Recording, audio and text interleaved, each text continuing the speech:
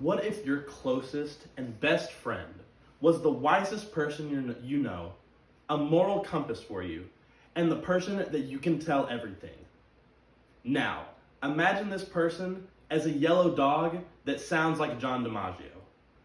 Hi, my name is Sam Clements, and today I'd like to tell you about my favorite character from Adventure Time, Jake the dog. Jake is the charismatic and brotherly sidekick of the main character, Finn the human from Adventure Time. Jake's role within the show is the laid-back teacher who, like I mentioned earlier, is sort of a moral compass for our main character, Finn. Jake is what we wish we were and who we wish we had, all rolled up into one character.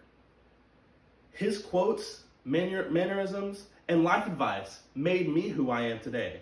And he's so important to me that I have a tattoo of him on my body and have used many of his quotes in my yearbook. So over the next several minutes, I would like to tell you about Jake's life lessons, his role within the show, and how we can learn from Jake the dog. Jake always had lighthearted and silly quips. However, many of his words were backed and ripened with wisdom. Today, I'd like to share a few of my favorite quotes from Jake the dog and how I apply them into my life. The first quote is, "Sucking at something is the first step towards being sort of good at something."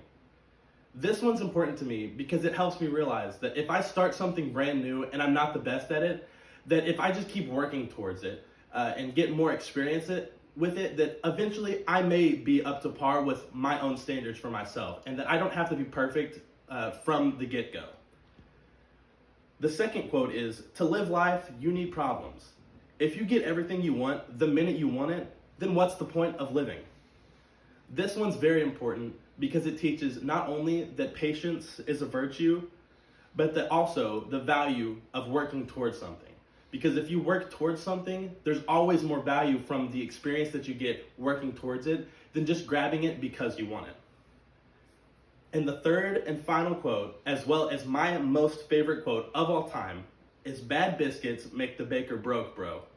And this one is so important to me, and I've used it in many different scenarios, because it teaches me that if I'm going to do something, I need to do something with the most enthusiasm and be the most excited about it and do it to the best of my ability, because if I don't, I'm making bad biscuits. And as a baker, I don't want to make the bad biscuits because then I'll become broke. If I want people to rely on me, I need to put out my best effort. And that's something that this quote really exemplifies. All of these quotes are remembered throughout the show and are sort of what makes Jake who he is, which leads me to his role within the show.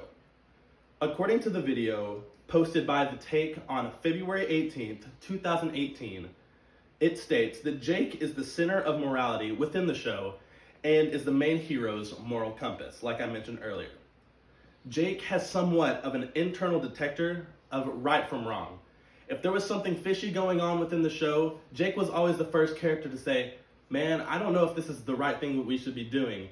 Maybe we should lean towards this other thing," because of this internal detector that Jake had.